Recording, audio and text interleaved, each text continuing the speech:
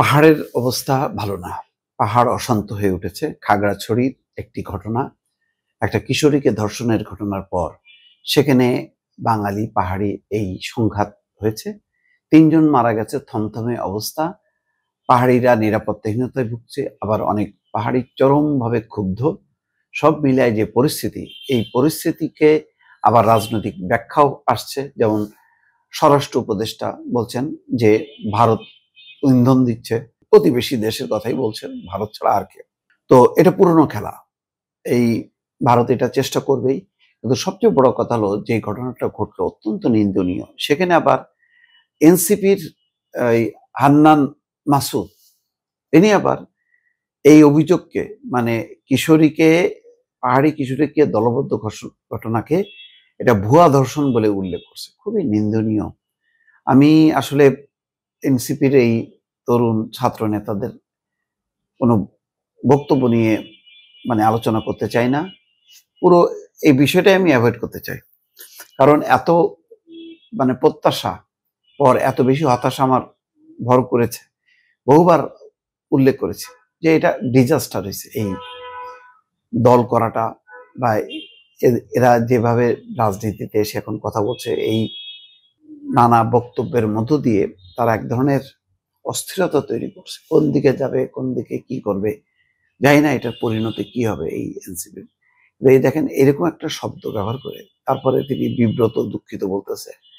ধর্ষণের মতো গরিত অপরাধকে কোনোভাবে অস্বীকার করা যায় না। ধর্ষণের ঘটনা সত্য কি মিথ্যা এটা তদন্ত হবে পুলিশ। আগে আমি যদি রায় দিয়ে দিই ভুয়া ধর্ষণ, এবং তার প্রতিক্রিয়ার যেটা ঘটলো গতকালকে, এটা ভয়ঙ্কর ঘটনা। এইরকম দুর্গম এলাকায় এরকম যে ঘটলো, এর দায় কার?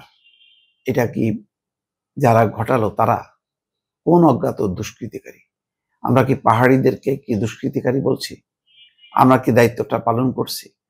এরকম একটা অভিযোগ হওয়ার পর, যেহেতু স্পর্শকাতর বিষয়, আর ঘটনাটা যেখানে ঘটেছে সেটা আরো স্পর্শকাতর এলাকা, সেই জায়গায় প্রশাসনে খুব তাৎক্ষণিকভাবে দ্রুত হস্তক্ষেপ করে সেটা নিয়ন্ত্রণে আনার দরকার ছিল। সেটা সম্ভবত আনতে ব্যর্থ হয়েছে। তারপরে পুলিশ সামাল দিতে পারেনি, সেনাবাহিনী হস্তক্ষেপ করেছে। এবং সেটা যেটা হয় যে সেনাবাহিনী তো কোনো রকম বিক্ষোভটাকে তো তারা আর পুলিশের মতন লাঠিচার্জ করে তারা, তাদের পক্ষে সম্ভব না। তাদের ব্যানর চার্জ করতে হয়, গুলি করতে হয়, সেটাই তারা করেছে। উপায় ছিল না হয়তো।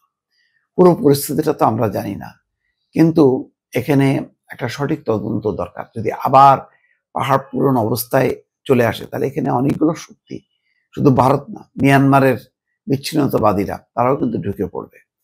ফলে এখনকার বিপদ পূর্বের যে কোনো সময়ের তুলনায় আরো বেশি।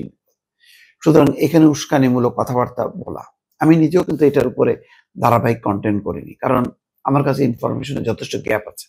জানি না আসলে ওখানে কোন পক্ষ দায়ী, কোন পক্ষ সঠিক অবস্থানে আছে। সুতরাং এখানে যত কম কথা বলা যায়। এখানে একেবারেই, যেহেতু ওই অঞ্চলটা একটা সংরক্ষিত এলাকা, ওখানে আমাদের জাতীয় নিরাপত্তার প্রশ্ন আছে। সুতরাং আমি মনে করি যে জাতীয় নিরাপত্তার সাথে সংশ্লিষ্ট সবাই ঘটনার তদন্ত করে যাতে এটা না বাড়ে সেই রকম পদক্ষেপ নেবে। তার মধ্যে এই যে হান্নান মাসুদ, এটা ভুয়া ধর্ষণ, ওদিকে প্রতিবেশী ইন্ধন আছে, এই কথাগুলো বলার মধ্য দিয়ে কি লোকালি যেই দায় দায়িত্ব সেটাকে আড়াল করা, সেটাকে উপেক্ষা করা, নাকি কি? বিষয়টা কিন্তু আমরা পরিষ্কার না। সুতরাং এখানে অত্যন্ত সুবিবেচনার সাথে কাজগুলি আগাইতে হবে। যদি না হয় তাহলে কিন্তু পরিস্থিতি কিন্তু সামাল দেওয়া মুশকিল হবে। সাবধান করছি। অতএব সাধু সাবধান।